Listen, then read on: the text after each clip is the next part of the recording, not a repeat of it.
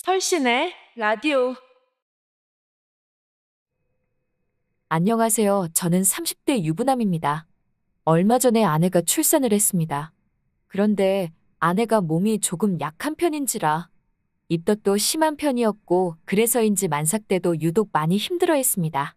그래서 장모님이 저희 집에 자주 오셔서 청소도 해주셨고 음식도 만들어주고 가셨습니다. 덕분에 저는 이전보다 더 잘 먹고 지내게 되었었죠. 다만 한 가지 아쉬운 점이 있다면 부부관계를 할 수 없다는 점이었습니다. 물론 임신 중에도 관계가 가능하다곤 하지만 아내가 질색을 하더군요. 그리고 항상 피곤해해서 기회가 없기도 했고요. 그러다 보니 저는 아내가 잠이 들면 휴대폰을 들고 화장실로 향해서 그곳에서 혼자 욕구를 풀곤 했지요. 그러다 아내의 출산일이 가까워지자 장모님이 아예 저희 집으로 오셨습니다. 장모님이 정말 열심히 집안일을 도와주셔서 덕분에 아내와 둘이 살 때보다 집안이 더욱 깨끗해졌고 먹는 것도 더욱 풍족해졌습니다. 물론 저는 고맙고 죄송한 마음이었습니다. 그래서 매달 장모님께 용돈도 두둑히 챙겨드렸고 아내도 임신 중에 장모님과 있으니 심적으로 엄청 편해하더군요. 장모님은 출산 이후에도 애를 봐주시겠다고 했습니다.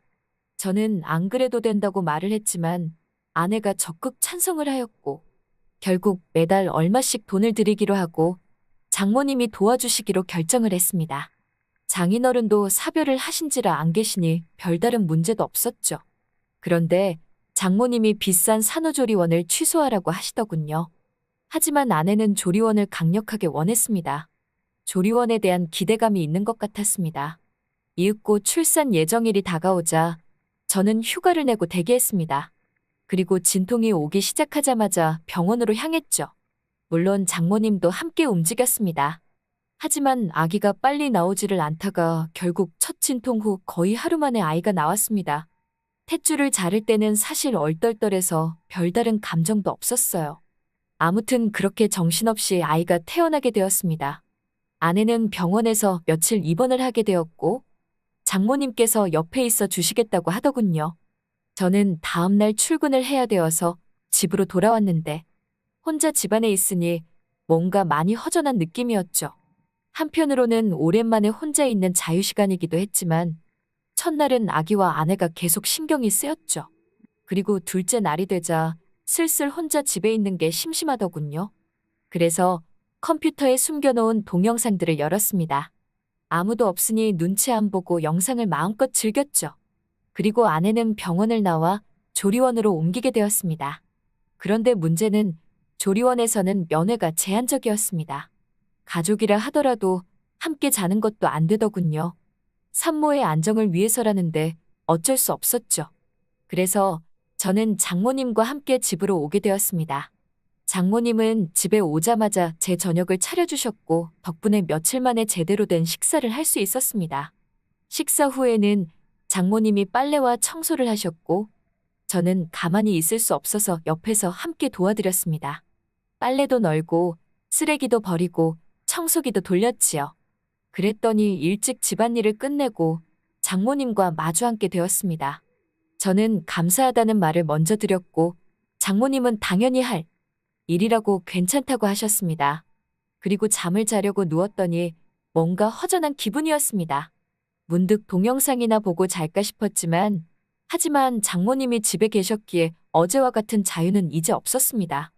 그래서 그냥 자려고 했지만 아쉬운 마음이 들기 시작하니 더 보고 싶더군요. 어쩔까 고민을 하다가 한 번만 보고 자자 싶었고 그래서 조용히 일어나 분위기를 살폈습니다. 다행히 장모님은 주무시는 것 같았습니다. 그래서 컴퓨터가 있는 방으로 조용히 가서는 조용히 컴퓨터를 켜고 동영상을 찾았습니다. 소리가 날까봐 이어폰도 끼고 영상을 보기 시작했습니다. 들키지 않을까 하는 불안감도 있었지만 그래서인지 이상하게 더 스릴이 있었지요. 영상은 뻔한 내용이지만 볼 때마다 상상력을 자극했습니다. 몰래 봐서 그런지 그날따라 더욱 집중해서 영상을 보게 되었죠. 그런데 클라이막스에 이르렀을 때 인기척이 느껴졌습니다. 장모님이 문을 조용히 열어보신 것이었죠. 그때 마침 저는 마지막 과정을 하는 중이었습니다. 그리고 그 모습을 그대로 장모님께 보여버리고 말았습니다. 장모님도 그 모습을 보시고는 순간 비명을 지르셨습니다. 저는 황급히 바지를 올리며 몸을 숨겼지만, 하지만 이미 모든 걸 보여버린 이후였죠. 그 순간에는 식은땀이 흐르더군요. 설마 장모님이 다시 일어나실 줄은 몰랐으니까 말이죠. 문을 잠그지 않은 것도 후회가 되었고, 앞으로 장모님을 어떻게 봐야 하나 싶었죠. 그렇게 다음 날이 되고, 아침에 일찍 일어나 몰래 출근을 할 생각이었습니다. 그런데 장모님이 이미 일어나 계시더군요. 그리고 제게 잠깐 기다리라시며 식사를 차려주셨습니다. 장모님도 제 눈을 똑바로 못 보시더군요. 저도 정신없이 후다닥 밥을 먹고는 출근을 했습니다. 그렇게 퇴근을 하고 조리원으로 갓딸과 아내를 보았습니다. 그리고 장모님을 모시고 집으로 오게 되었죠. 저는 차 안에서 어떤 말도 꺼낼 수 없었는데 장모님이 먼저 말을 꺼내셨습니다. 어제는 너무 놀라서 미안하다는 말을 못했다고 하셨죠. 저는 오히려 제가 죄송하다고 말을 했습니다. 그러자 장모님은 남자가 그럴 수도 있다고 하셨고 그러면서 아내와 자주 관계를 하는지 물으시더군요. 저는 솔직히 아내가 저를 거부한 지 꽤 되었다고 했습니다. 장모님은 여자가 임신하면 그게 싫을 수 있다며 이해를 좀 해주라고 하셨습니다. 조금 전까지는 어떻게 장모님을 봐야 하나 싶었는데 한번 이야기를 시작하니 술술말이 나오더군요. 은밀한 이야기까지 모두 장모님께 털어놓기 시작했습니다. 그리고 집으로 돌아왔을 때 장모님께서 먼저 술을 꺼내시더군요. 한잔하면서 이야기를 하자고 하셨고 장모님은 저희 욕구불만을 이해해 주셨습니다. 그래도 바람을 피지는 말라고 하시더군요.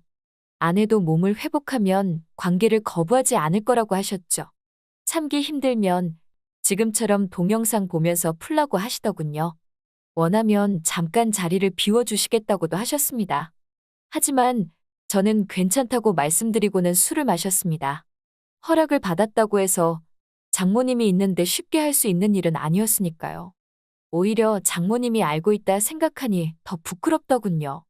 담담하게 상담을 받듯 대화를 나누었지만 사실 속으로는 엄청 쑥스러웠습니다. 그리고 어제 봤던 영상들이 자꾸 떠올랐죠. 자연스럽게 장모님과 영상에서 봤던 배우가 겹쳐졌습니다. 장모님도 혼자가 되시고 오래 직장 생활을 하신 분이라 나이에 비해 관리를 잘하신 분이었죠. 그저 제 마음을 이해해 주신 것만으로도 감사했습니다. 그렇게 어제의 난감함을 잊고 기분 좋게 술을 마셨습니다. 장모님도 이야기를 꺼내기까지 긴장을 많이 하셨더군요. 어제의 일은 장모님 본인의 실수라고 생각하셨지요. 그래서 이야기를 꺼내기 위해 술까지 꺼낸 것이었죠. 다행히 이야기가 잘 풀리면서 긴장이 풀어졌고 술을 제법 많이 마셨는지 취기가 많이 돌았습니다. 장모님도 자리에서 몸을 제대로 가누지 못하고 있었죠. 술을 오랜만에 마셔서 그런지 조절을 못하신 것이죠. 장모님이 비틀거리며 몇 번이나 쓰러질 뻔 하셨는데 저는 장모님을 화장실까지 부축해드렸습니다. 하지만 화장실에서도 몸을 못 가누시더군요. 그런 민망한 모습을 모두 눈으로 보게 되었죠. 그리고 방으로 모시고 가서 방에 눕혀드리자 장모님은 거의 기절하듯 잠이 드셨습니다. 술을 많이 마셔서 그런지 저도 그대로 쓰러져 버렸죠. 잠깐 쉰다는 게 그대로 기절하듯 잠이 들어버렸고 그리고 아침에 갑자기 정신이 번쩍 드는 기분이었습니다. 순간 등골이 서늘해지는 기분이었습니다. 제 곁에서 누군가의 체온이 느껴지고 있었습니다. 슬쩍 눈을 떠보니 장모님이었습니다. 그 상태로 장모님과 엉켜서 잠을 자고 있었던 것입니다. 밤에 무슨 일이 있었는지 기억이 나지 않았습니다. 분명 재워드린 것은 기억이 나는데 그 이유가 기억이 없었습니다. 그때 장모님도 제 기척에 눈을 뜨시고 있었습니다. 우리는 서로 엄청 크게 놀랐습니다. 하지만 장모님은 저보다 더 기억이 없으셨습니다. 불안하신 표정으로 혹시 무슨 일이 있었는지 모르시더군요. 저는 아무 일도 없었던 것 같다고만 말씀드렸습니다. 하지만 사실은 저도 확신이 없었습니다. 왜 제가 여기서 잠이 들었는지 이해가 되지 않았죠. 그렇게 방에서 나오고 나서 장모님은 어제 술을 마시고 실수한 것 같다고만 하셨습니다. 우리 둘 다 술이 너무 취했었다고 결론을 내렸습니다. 어제의 일에 대해서는 서로 그렇게 정리를 했지요. 하지만 여전히 미묘한 어색함은 남아 있습니다. 그리고 다음 날 밤에 몰래 다시 동영상을 보기 시작했습니다. 장모님이 집에 계신데도 컴퓨터방에서 영상을 보았죠. 장모님이 주무시는지는 알 수 없었습니다. 왜인지 문을 잠그고 싶지도 않더군요. 그리고는 장모님 관련 동영상만 뒤져보기 시작했습니다. 장모님의 모습이 자꾸 떠올라서 그날 밤에 무슨 일이 있었는지 상상하게 되었죠. 미쳤다고 생각하면서도 자꾸만 상상을 하게 됩니다. 이러한 상황에 놓여 있는 저 어떻게 해야 할까요? 아내랑 빨리 관계 회복을 해야 할 것 같습니다. 안녕하세요. 저는 40대 초반의 남자입니다. 대학교 후배인 아내와 결혼하여 귀여운 아들 하나를 두고 있습니다. 학교에서 여신으로 통하던 아내는 여전히 아름다운 사람입니다. 그리고 마음씨도 너무 착한 사람입니다. 그렇기에 저는 세상에서 가장 행복한 남자라고 자부하고 살았습니다. 그런데 최근 인생을 뒤흔들어 놓은 사건이 있었습니다. 사건의 시작은 아내와의 관계 때문이었습니다. 30대 중반에 들어선 아내는 좋은 엄마이자 아내이고 그리고 여전히 아름답고 사랑스러운 여자입니다. 아이를 낳았지만 몸매도 여전히 날씬합니다. 그래서 우리는 자주 관계를 가지곤 했는데 주로 제가 아내에게 요구하는 편이었고요. 천사 같은 아내가 기꺼이 받아주는 입장이었죠. 저는 그런 아내가 너무 사랑스러웠습니다. 물론 임신 가능성을 생각하지 않은 것은 아니었고 둘째가 생겨도 괜찮다는 마음이었습니다. 그래서 매번 피임을 하지 않고 관계를 가졌습니다. 매번 피임 없이 관계를 가졌지만 이상하게도 40살에 가까워질 때까지 몇 년간 둘째가 생기지 않았습니. 그래서 결국 아내와는 아들 하나만 잘 키우자고 약속했습니다. 그래서 결국 정관 수술을 하기로 마음을 먹고 그렇게 예약을 하고 병원에 갔는데 둘째가 잘 생기지 않은 이유가 궁금했습니다. 그러자 의사 선생님이 정자 검사를 권하더군요. 그래서 검사를 하게 되었는데 괜한 짓을 했나 싶었지만 다음날 병원에서 충격적인 소리를 들었습니다. 무정자증이신데 정관 수술을 하시겠습니까? 순간 머리가 멍해졌습니다. 급히 병원으로 달려갔습니다. 그리고 다른 병원에서도 검사를 해봤습니다. 세 군데 병원에서 같은 결과를 받고서야 멈췄습니다. 저는 무정자증이 확실했습니다. 그 순간 제 아들이 떠오르게 되었습니다. 허니문 베이비를 가졌다고 엄청 기뻐하며 축복 속에 태어난 아들이었습니다. 그런데 정작 제게는 정자가 없다고 하니 내 아이가 아니다라는 생각. 며칠 잠도 제대로 이루지 못하고 고민을 했습니다. 하지만 후천적으로 무정자 생길 수 있다고 하더군요. 그래서 마지막으로 확인을 해보고 싶어서 그날 잠든 아들의 머리카락을 몇 가닥 잘랐습니다. 머리카락은 유전자 검사기관에 보내졌고 친자 확인을 위해서였습니다. 아내는 이런 사실을 전혀 몰랐고요. 결과를 기다리는 동안 초조한 마음을 감추기 어려웠고 아내도 아들도 제 눈치를 보기 시작했습니다. 무슨 일 있냐는 물음에는 회사 일이라 답했습니다. 괜히 미안했습니다. 그래, 아닐 거야. 지금이라도 취소해야 하나? 아내는 절대로 그럴 사람이 아니라고 믿고 싶었습니다. 하지만 이미 떠난 화살이었습니다. 며칠 뒤 저는 검사 결과를 통보받았습니다. 친자 관계가 성립하지 않는다는 결과, 믿기 힘든 결과에 온몸이 떨려왔습니다. 아들은 제 아들이 아니라는 결과였습니다. 결과지를 받아들고 얼마나 울었는지 모릅니다. 세상이 모두 무너진 것 같은 기분이었습니다. 그리고 그 좌절감은 아내에 대한 분노가 되었습니다. 절대로 그럴 리 없다고 믿었던 아내였습니다. 나만 바라보고 살던 아내였습니다. 그런데 다른 남자의 아이를 낳은 것이라니. 배신감과 충격에 정신을 차릴 수 없었습니다. 여전히 결과가 거짓이길 빌었습니다. 그녀가 그럴 리가 없어. 이런 천사 같은 아내가 외도라니. 절대로 그럴 사람이 아니라는 사실을 알고 있습니다. 하지만 검사 결과를 부정할 수 없었습니다. 그렇게 혼란의 시간이 찾아왔고 아내는 여전히 저를 위로하려 했었지요. 하지만 한번 무너진 신뢰를 회복할 수 없었습니다. 어떤 놈인지 알고 싶었습니다. 그 후 미친 듯이 아내의 전화기를 살펴보았고 뒤지기 시작했습니다. 그리고 문자 메시지에서 불길한 이름을 수 있었습니다. 아내의 전남친이자 제 대학 동기인 녀석이었습니다. 당시 아내와 헤어지고 해외로 유학을 떠났던 녀석입니다. 녀석과 헤어지고 아내는 무척 힘들어 했었습니다. 그리고 그때 제가 아내에게 끈질기게 구애했고 아내와 그대로 결혼까지 할 수 있었습니다. 그런데 하필 그 녀석의 이름이 있었습니다. 두 사람 사이에 뭔가 비밀이 있는 것 같았습니다. 저는 녀석이라는 확신이 들었습니다. 그러자 화가 머리끝까지 치밀어 올랐고 하나씩 퍼즐이 맞춰지는 기분이었습니다. 그래서 이를 악물고 증거를 찾으려 했습니다. 아내의 전화기에 도청 어플을 설치하고 그리고 녀석과의 대화 내용은 모두 캡처를 했습니다. 아내의 앞에서는 아무것도 모른 척 행동을 하면서 감정을 진정시키고 아내를 살펴보았습니다. 그러고 보니 아내의 표정에서 불안감이 보였습니다. 초조하게 전화기를 보는 모습도 가끔 보였고요. 뭔가 있구나 의심은 깊어만 갔습니다. 하지만 확실한 증거가 없었는데 그러던 어느 날 아내에게 전화가 걸려왔습니다. 아내는 결국 그 녀석과 만남 약속을 잡았습니다. 하늘이 무너져 내리는 기분이었습니다. 결국 저는 아내 모르게 휴가를 냈고 아내는 아이를 유치원에 보내고 외출을 했습니다. 저는 아내가 향한 곳을 미행에 따라갔고 그 녀석을 볼 수 있었습니다. 온몸의 떨림이 진정이 되지를 않았습니다. 카페에서 만난 두 사람은 심각한 대화를 나누고 있었지요. 머릿속이 하얗게 변하는 기분이었습니다. 정신을 차려보니 저는 그 카페 앞에 서 있었습니다. 그리고 두 남녀가 놀란 눈으로 저를 바라보았습니다. 오빠, 여긴 어떻게? 아내가 크게 놀랐고 그 녀석도 당황했죠. 녀석은 제게 아는 척을 했습니다. 순간 녀석을 때리고 싶었습니다.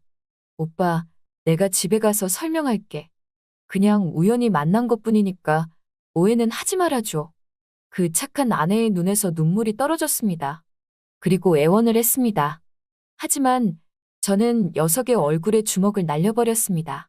카페는 난장판이 되었고 경찰이 와서야 멈출 수 있었습니다. 녀석은 이미 돌아갔고 아내는 울고 있었습니다. 그리고 그날 저녁 아내는 변명을 쏟아냈습니다. 하지만 녀석과의 관계는 부정만 했습니다. 그때 이미 마음 정리가 되었던 것 같습니다. 저는 조용히 유전자 검사 결과지를 내밀었습니다. 아내는 큰 충격을 받은 모습이었습니다. 그리고 아무런 말도 하지 못했습니다. 그놈의 아이냐 따질 기력도 없었습니다. 제 물음에 아내는 아무런 말도 하지 않았습니다. 변명이라도 해주길 원했지만 그러지 않았습니다. 마치 모든 것을 포기한 듯 아내가 미안하다는 말을 먼저 꺼냈습니다. 그 어떤 변명도 없이 아내는 사과를 했습니다. 그날 아내는 아이와 함께 친정으로 돌아갔습니다. 아내는 끝내 아이의 아버지가 누구인지 말하지 않았습니다. 저는 그 녀석이라고 확신을 해버렸고 나의 행복한 가정은 그렇게 끝이 났습니다. 아들이 미친 듯이 보고 싶었습니다. 하지만 내 아이가 아니라며 밀어냈습니다. 얼마나 시간이 흘렀는지도 알 수 없었습니다. 전화기가 울리고 있었습니다. 그런데 전화를 건 사람은 그 녀석이었습니다. 정말로 나는 아니다. 이제 상관없다. 너 혹시 아무런 이야기 못 들은 거냐? 녀석이 갑자기 이상한 소리를 했습니다. 그리고 녀석은 길게 한숨을 내쉬었고 만나서 이야기를 하자고 했습니다. 이미 끝난 일이었지만 하지만 무슨 미련해서인지 녀석을 만났습니다. 그리고 녀석이 충격적인 이야기를 했습니다. 나랑 헤어질 때 다른 선배에게 몹쓸 짓을 당했었다. 녀석과는 그 일로 헤어진 것이라고 했습니다. 그리고 그 무렵 얘도 휴학을 했었던 기억이 났고요. 같은 과 두 학번 선배였습니다. 싸가지 없는 부잣집 도련님의 전형인 사람이었습니다. 그리고 녀석이 그동안의 일을 들려주었습니다. 그때 찍은 사진으로 다시 협박을 한 모양이더라. 그것도 너네 결혼식 직전에 그 선배는 찍어두었던 사진으로 협박을 했고 결혼 준비 중이던 아내를 다시 협박했다더군요. 나는 머리가 멍해졌습니다. 그때 울면서 도와달라고 하더라.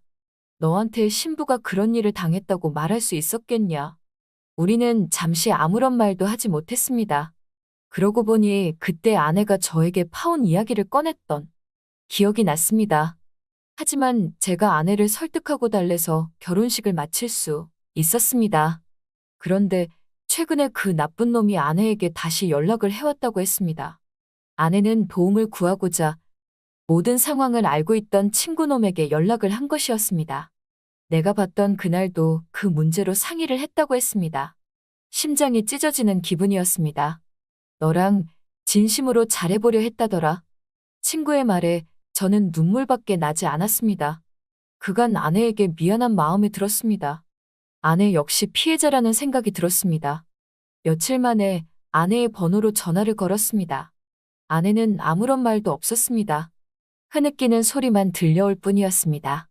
저도 전화기를 붙잡고 울기만 했습니다. 아들 한번 볼 수 있을까? 제 이야기에 아내가 더욱 오열하며 울었습니다. 그리고 그날 아내는 아들을 데리고 나왔습니다. 처갓집 앞 공원에서 모처럼 아들을 만났습니다. 눈물을 참으며 아이를 안아보았습니다.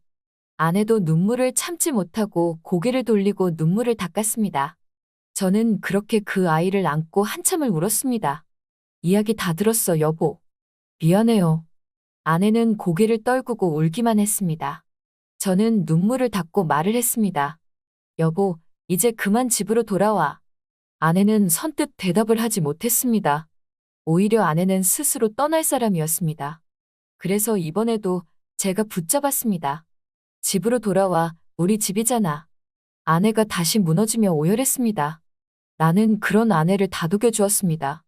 참으로 가여운 사람이었습니다. 아내를 계속 설득했습니다. 아내는 아침에 돌아가겠다고 했습니다. 오랜만에 아내를 꼭 안아주었습니다. 나는 일이 있어서 며칠 있다가 들어갈 거야. 그러니 집에서 기다려. 아내를 안심시키고 돌아섰습니다. 그리고 PC방에서 그 인간에 대해서 찾기 시작했습니다. 그의 흔적을 찾는 것은 어렵지 않았습니다. 그는 부자 아버지 덕분에 승승장구하고 있었습니다. 아무런 죄책감도 없이 살고 있는 모습을 지켜보았습니다. 녀석에게 복수하고 싶었습니다. 마트에서 야구 배트도 한 자루 샀었습니다. 그렇게 며칠 동안 놈을 쫓았습니다.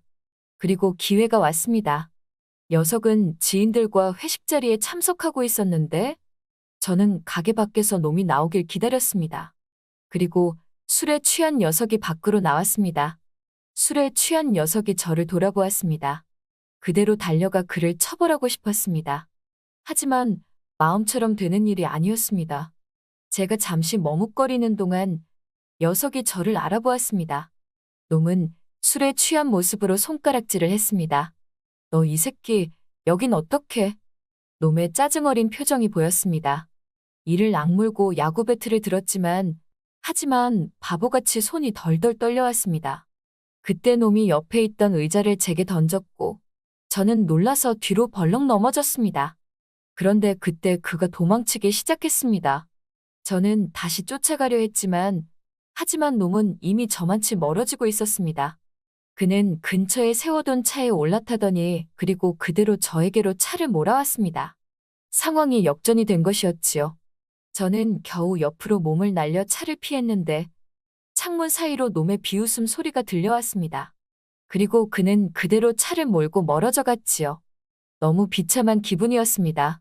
결국 복수 하나 하지 못하고 말았습니다. 제 스스로가 비참하게 느껴졌었습니다. 역시 복수도 아무나 할 수 있는 게 아닌 모양이었습니다. 한참 동안 골목 구석에 우두커니 앉아 있었습니다. 그때 아내에게서 전화가 왔습니다. 일이 아직 안 끝났어요? 아니 좀 이따가 들어갈 거야. 집으로 돌아가니 적막하던 집에 활기가 돌았습니다. 아들이 뛰어왔고 아내가 조용히 다가왔습니다. 저는 그냥 조용히 아내를 안아주었습니다. 무슨 일 있어요? 무릎의 상처는 뭐예요? 아무것도 아니야. 칠칠치 못하게 넘어져서 그래. 잠시만 있어봐요. 아내는 약을 가지고 와서 처치를 해주었습니다. 한바탕 소란이 있었지만 그런 소란이 나쁘지 않았습니다. 그 후 정신없이 골아 떨어졌던 것 같습니다. 익숙한 향기에 눈을 떴습니다. 그제야 아내가 집에 돌아온 것이 실감이 났습니다. 그때 전화기가 울렸습니다. 그리고 보기 싫은 이름이 보였습니다. 아내의 전남친인 그 친구였습니다. 너 뉴스 봤냐? 그 녀석 말이야. 친구의 말에 뉴스를 보자 뉴스에는 음주 운전 중 교통사고로 사망한 사건이 나왔습니다.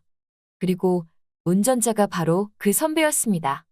우리 가족을 갈라놓았던 그 녀석이 죽은 것입니다. 한편으로는 허무했습니다. 하지만 한편으로는 안심이 되었습니다. 여보, 아침 식사 차려놨어요. 아내는 여전히 아름다웠습니다.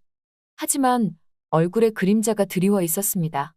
그 그림자를 지우고 싶었습니다. 그래서 활짝 웃어 보였습니다. 이상하게 눈물이 흘러내렸습니다.